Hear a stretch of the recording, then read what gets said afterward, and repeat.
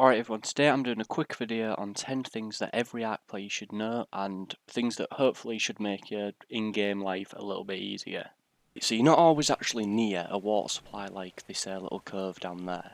You may be out taming something, you may have put your base like miles away like we have and you don't have an irrigation system in yet.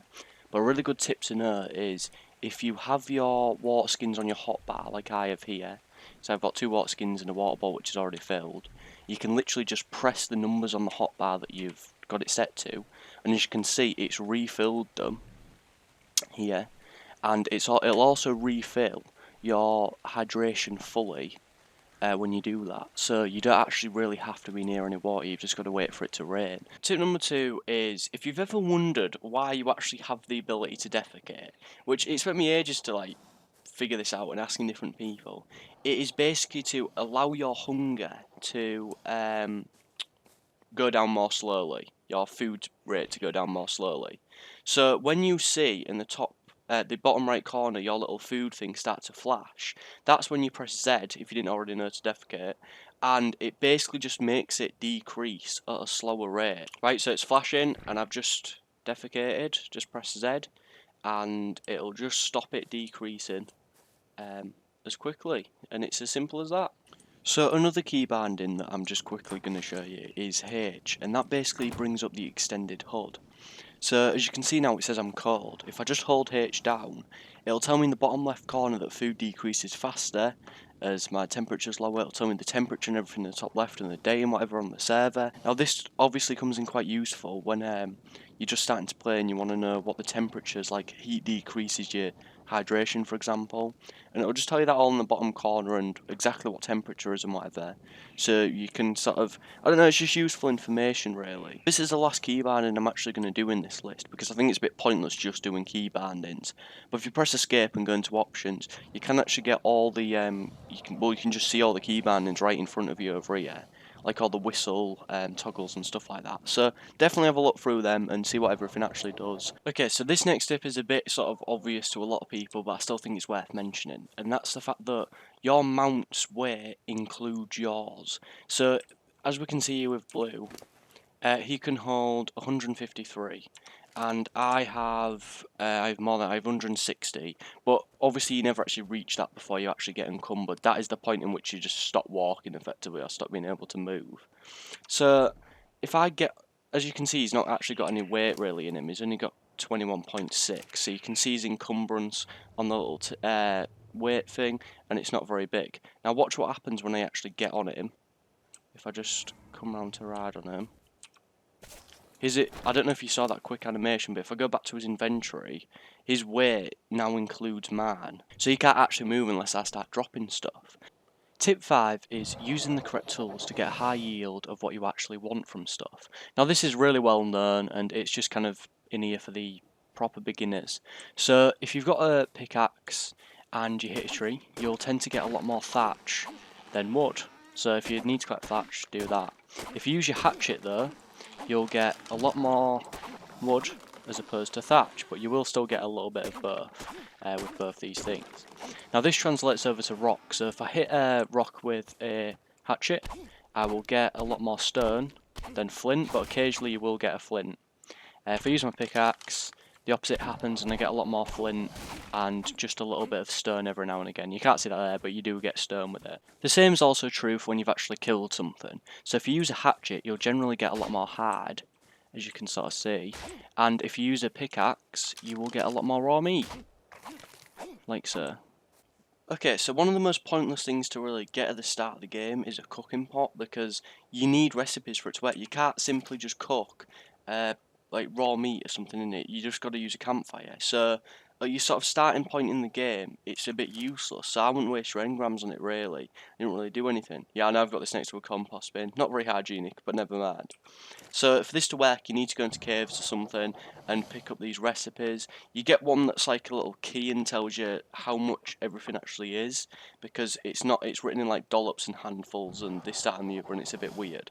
So I've got a recipe in there. I've like translated it into everything. I think it's like this, and yeah, so I'll show you when it's cooked. And there we have it. So I've created this medical brew, as you can see here. Moving on to tip 7. Specific dinosaurs store specific foods for longer, so you may not have actually unlocked the preserving bin yet or the fridge or whatever, and you can't really preserve stuff for long periods of time. The best way to do this outside of crafting something is definitely just using your dinosaurs. So if you've got someone like Perky, this scorpion thing here, it'll store rotten meat or spoilt meat for absolutely ages, like hours. All of them have been in there quite a while though. If we go over to any sort of carnivore, I'm just going to go to a raptor because I like raptors. They'll store like, well, a bit of a bad example, seeing as my raptor hasn't actually been fed today. But if I can find someone that has... Ah! Why has no one got any food in this place? Jesus, this is horrendous. Oh yeah, they will start. It's longer than 5 minutes. It's just because obviously these have all been in here quite a while. So that's like 31 minutes, but you do get a lot of time out of it. So it's better to always store things within the dinosaurs. They actually do store spoilt meat for a lot longer as well, but they don't store it as much as a scorpion thing. Whatever, I can never remember the name of them. If we go over here to the herbivores, you can see that they will store berries. They do actually store berries forever. That's a bit of a bad example because the timer's running down. But if I go over here, Holly has just got ridiculous amounts of things stored in here, and that will just last her forever. She just doesn't get hungry. It's quite funny. So yeah, that's basically your best storage option whilst you're just starting out. So definitely make sure that you put all your raw meat and whatever into animals. Alright, so tip 8 is if you're stuck on a mountain naked with one of your mates who's just wearing gloves and is kind of scared with a little cowboy hat on, called Mike, or an old man, you might want to get warm. And if you don't have any resources and you're freezing and your food's going down and there's a mammoth strolling about, and just ignore the like pterodon over there, whatever it's called, just use torches. So just huddle, share body heat. yeah, and just get a torch out, and then like magic, you do sometimes just stay cold depending on how many people there are, but And alternately, there was a bird. yeah. Oh, this just looks so weird. For number 9, we have one that gets annoying, I suppose, nearer the late part of the game, or the mid part of the game at the very least, and that's if you've got a lot of engrams, it gets annoying. So, if I just go into my inventory here, and you can see I've actually bought quite a few, but if I look in my craftable section, it's just, like, where do you sometimes spending ages trying to find stuff. I mean, I'm only level 41 at the minute on this server anyway, so once I get to 60, 65, it's going to be a bit of an issue with all these engrams. So what do?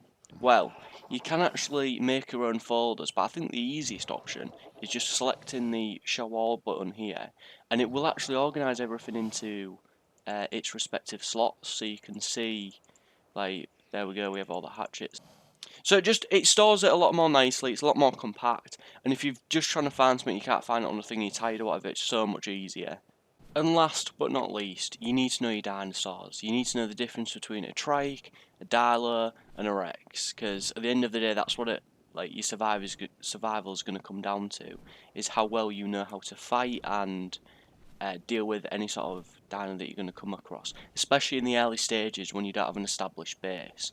So I've actually done like a video or whatever on that, so if you want to click on the annotated link, then you can go and actually see each dinosaur or whatever, and the best ways of dealing with them all. So thanks for watching everyone. If you think I've missed a really important tip out, don't forget to drop a comment below. Please like and share this video, and I'll see you guys later.